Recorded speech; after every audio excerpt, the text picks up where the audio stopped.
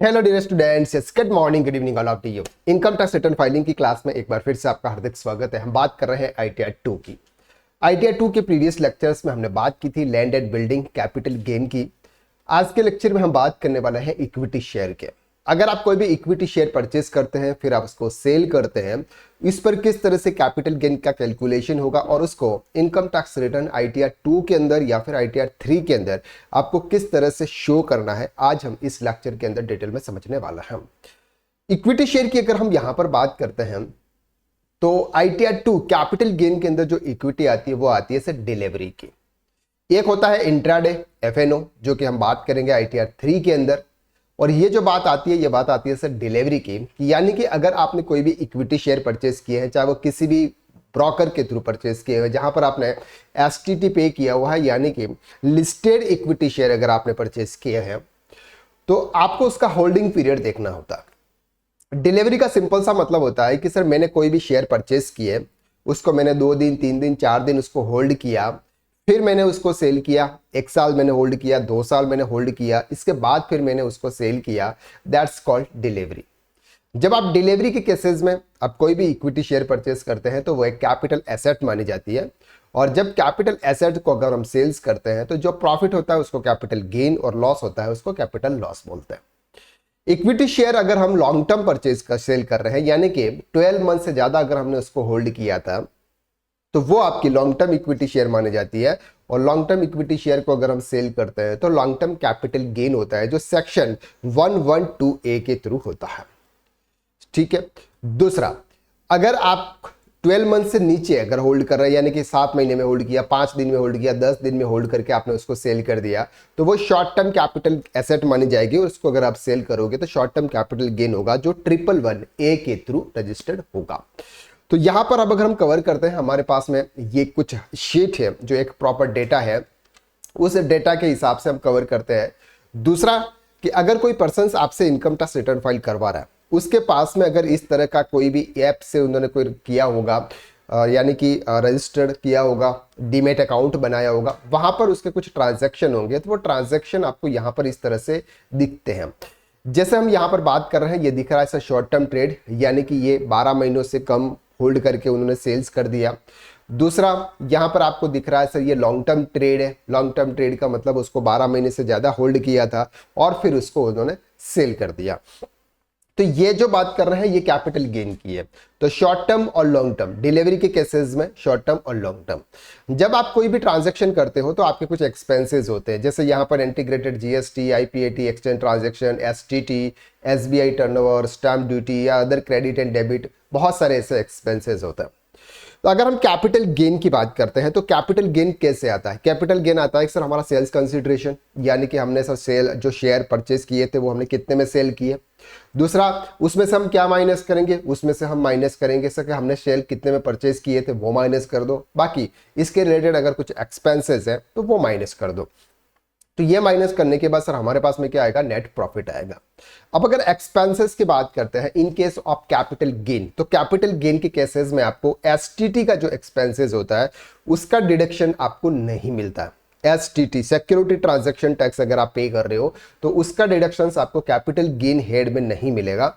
दूसरा, other credit and debit charges में अगर आप यहां पर जाते हैं तो आपको अदर चार्जेस बहुत सारे, तो ये जो एएमसी के चार्जेस होते हैं उसका भी डिडक्शन आपको कैपिटल गेन में नहीं मिलता है। बाकी अगर आप एफएनओ में जाते हैं या फिर आप इंट्राडे में जाते हैं तो उस पर आपको पूरा डिडक्शन आपको वहां पर मिल जाएगा, जो हम आईटीआर 3 के अंदर कवर करके मैं आपको डिटेल में एक्सप्लेन वहां पे करूंगा। तो यहां पर आपको कुछ फिल्टर लगाना है, और फिल्टर में आपको क्या करना है, सो ये जितने भी एमएनसी के जो चार्जेस है वो चार्जेस आपको यहाँ पे क्या करना है? हटा देने हैं। एमएनसी के जितने भी चार्जेस हैं, बाकी जितने भी हैं उन सब का डिडक्शन आपको यहाँ पर मिलेगा। तो यहाँ पर अगर हम इसको ऐड करेंगे तो कुछ आएगा सर हमारा 155.0550 115.50 है। ठीक है। तो ये एक्सपेंसेस आपको यहां पर मिलेंगे, डीपी चार्जेस है 115.50 है। चलो ठीक है, ये हम यहां पर ये देख लेते हैं। तो ठीक है, ये एक्सपेंसेस आपको यहां पे मिलेंगे। दूसरा, यहां पर जो भी एक्सपेंसेस है उसमें ये जो 1812 रुपए का जो एक्सपेंसेस है वो आपको नहीं मिलेगा। बाकी के जितने भी एक्सपेंसेस है उन सबका डिडक्शन आपको ये मिलेगा। तो यहां पर हम क्या करते हैं सर, टोटल एक्सपेंसेस कवर कर लेते हैं। तो टोटल एक्सपेंसेस आपके कैसे आते हैं, तो यहां पर अगर आप जाएंगे देखेंगे F2, तो आपको ये इस तरह से इन सबको हमने क्या किया, सम किया, जिसमें ये वाला 33 वाला जो पॉइंट है सिक्योर ट्रांजैक्शन, इसको हमने ऐड नहीं किया। तो ये आता है सर हमारा टोटल एक्सपेंसेस कवर हो जाता है। अब क्या करना है सर, देखो हमारे पास में दो है, एक है शॉर्ट टर्म है, दूसरा लॉन्ग टर्म है। शॉर्ट टर्म और लॉन्ग टर्म दोनों की हमको रिपोर्टिंग करनी है। तो ये जो एक्सपेंसेस है, ये एक्सपेंसेस आपके सिर्फ शॉर्ट टर्म और लॉन्ग टर्म के लिए है। यहां पर इंट्राडे और फेनो नहीं है। तो इंट्राडे और एफएन होता तो उसके भी अलग अलग एक्सपेंसेस होते हैं, वो भी आपके इसमें ही कवर होते हैं। यानी कि ये जो एक्सपेंसेस होते हैं ये पूरे साल आपने जो भी ट्रांजैक्शन किए, चाहे वो इंट्राडे किए हैं, एफएनओ किए हैं या डिलीवरी की है, डिलीवरी में भी शॉर्ट टर्म है या लॉन्ग टर्म, सभी केसेस में आपके ये एक्सपेंसेस आते हैं। तो हमें क्या करना है, अपने एक्सपेंसेस को बाइफरकेट करना है शॉर्ट टर्म और लॉन्ग टर्म में। अभी आपके पास में दो ही है, शॉर्ट टर्म और लॉन्ग टर्म। तो टोटल एक्सपेंसेस आपके पास में आ जाता है सर 412।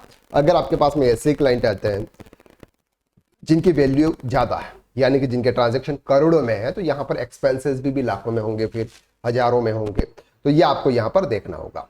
अब क्या करेंगे सर, टोटल आपका टर्नओवर देखा जाएगा कि आपका टोटल टर्नओवर कितना है। तो यहां पर हमने क्या किया सर, दोनों को प्लस किया है। किसको प्लस किया है, एक है सर हमारा शॉर्ट टर्म, ये वाला फिगर, सेल्स वैल्यू को हम क्या करेंगे, डिफाइन करेंगे। तो एक सेल्स वैल्यू आपकी यह है, ये है, और एक सेल्स वैल्यू आपकी यह है। तो इन दोनों सेल्स वैल्यू के हिसाब से हम क्या करेंगे, ये जो एक्सपेंसेस है इसको हम यहां पे डिस्ट्रीब्यूट करेंगे। ठीक है, तो अगर आप यहां पर देखेंगे तो ये जो एक्सपेंसेस है ये हमने क्या किया है सर, एक तो ये एक्सटर्नल भी काम नहीं करता है क्या, देखिए। तो यहां पर आप देखेंगे F33 यानी कि ये वाला है, इसको हमने किया मल्टीप्लाई बाय E64। E64 का मतलब होता है कि जो शॉर्ट टर्म का जो शेयर है वो उसके, देखो मैं आपको एक सिंपल इक्वल ये एक्सपेंसेस है मल्टीप्लाई बाय टोटल आपका इसका कितना है, सेल्स वैल्यू यानी कि शॉर्ट टर्म की कितनी है, तो शॉर्ट टर्म की सर हमारी ये है, divided by total, divided by total. तो टोटल कितना है सर, ये है। तो ये एक्सपेंसेस आपका आ जाता है 341.43, ये शॉर्ट टर्म का एक्सपेंसेस है। और बाकी का जो बचा होगा वो आपके लॉन्ग टर्म का बचा होगा। बाकी का जो बचा है वो कौन सा है सर, लॉन्ग टर्म का। क्लियर हो रहा है आपको। चल अब हम चलेंगे सर इनकम टैक्स पोर्टल पर, और इनकम टैक्स पोर्टल पर हम लॉगिन कर लेते हैं। फॉर एग्जांपल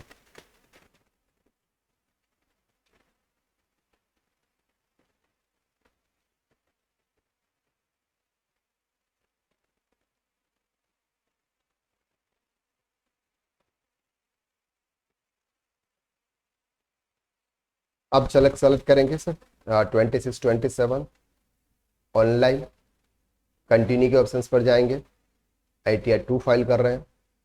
तो हम ITR 2 की अगर यहाँ पर देखो ITR 2 या ITR 3, मैं ITR 3 के अंदर भी शॉर्ट लॉन्ग टर्म और शॉर्ट टर्म कैपिटल गेन के बारे में ज़्यादा डिस्कस नहीं करूंगा, क्योंकि वहां पर आप जाएंगे तो वहां पर आप इंट्राडे, FNO और बाकी की जितने भी ITR 3 जिसके लिए एप्लीकेबल है बिजनेस के लिए, वो हम डिस्कस करेंगे।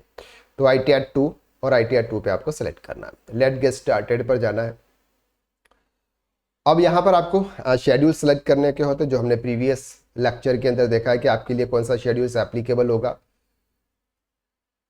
तो हमारे लिए सबसे पहला, हम अगर इनकम की बात करें तो इनकम के अंदर हमारा कैपिटल गेन का शेड्यूल्स और 112A का शेड्यूल्स, ये बहुत इंपॉर्टेंट है। तो ये हमारे लिए है, हम इसको कंटिन्यू करेंगे, स्किप द क्वेश्चन करेंगे।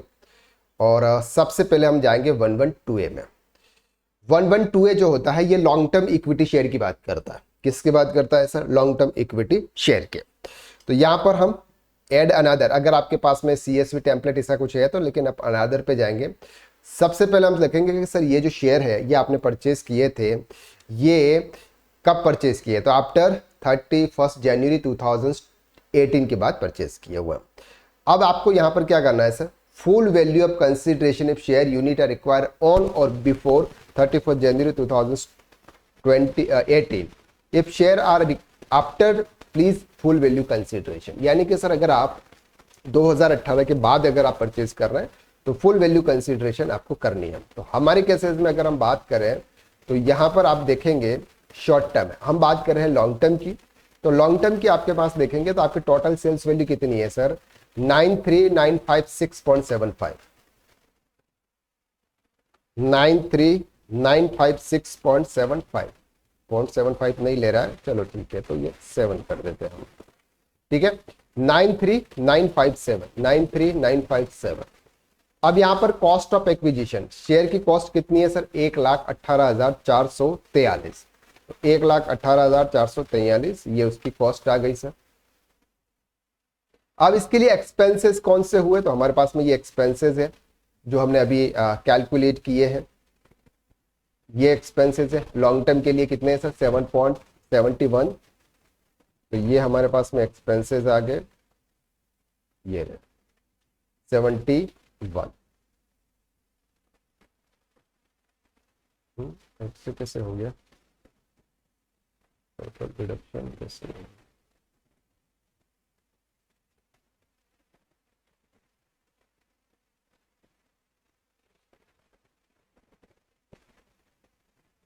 यहाँ पर कुछ गड़बड़ हुई है क्या,